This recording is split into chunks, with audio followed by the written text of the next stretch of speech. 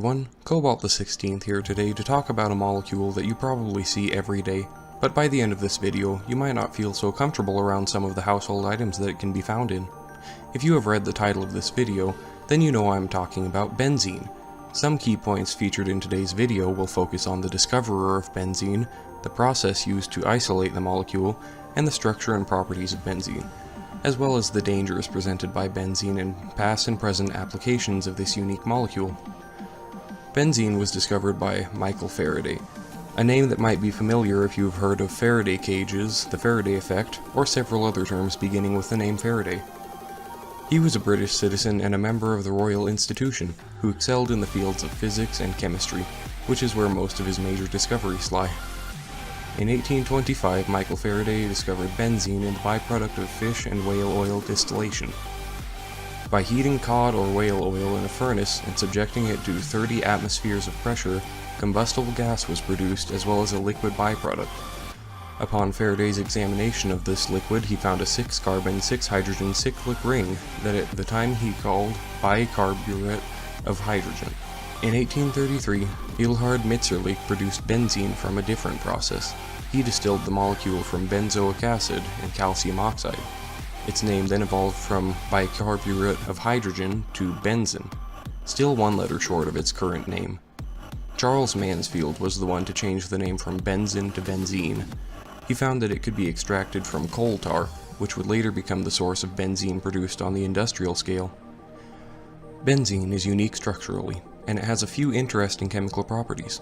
It is composed of 6 carbon atoms in a ring with the shape of a hexagon, and each of the carbon atoms has a bond with a hydrogen atom. This ratio of carbon to hydrogen produces double bonds between carbon atoms to account for their open binding site. One property caused by the organization of the double bonds is resonance. A molecule is said to be resonant when double bonds constantly switch back and forth between atoms. And because benzene has resonant double bonds, it is classified as an aromatic hydrocarbon. Like many other organic compounds, benzene is hydrophobic, meaning that it repels water. It is also highly flammable because it is volatile, which means that it will rapidly evaporate into the air. Benzene plus the 21% of air that is oxygen is not a safe mixture to be around with an ignition source nearby. Even if benzene wasn't highly flammable, you would want to try to avoid its evaporated form. Benzene is a known carcinogen, or cancer-causing agent.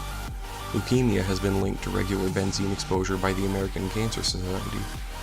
It is even dangerous at concentrations of 1 part per million according to the National Institute for Occupational Safety and Health.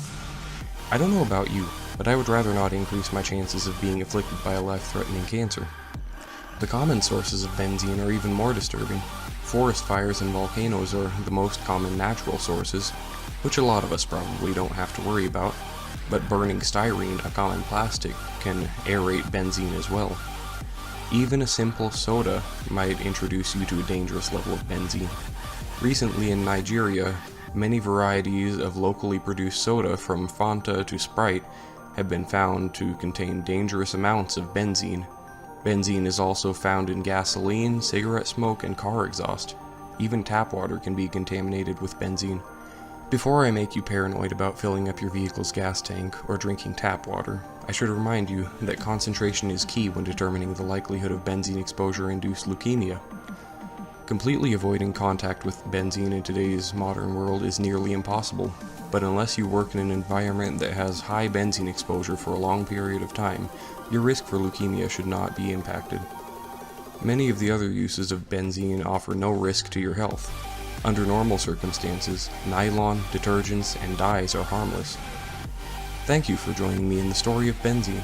If you enjoyed this new type of content on my channel, please leave a like, and if you haven't already, subscribe to my channel for new content. This is Cobalt XVI signing out, and I will see you in the next video.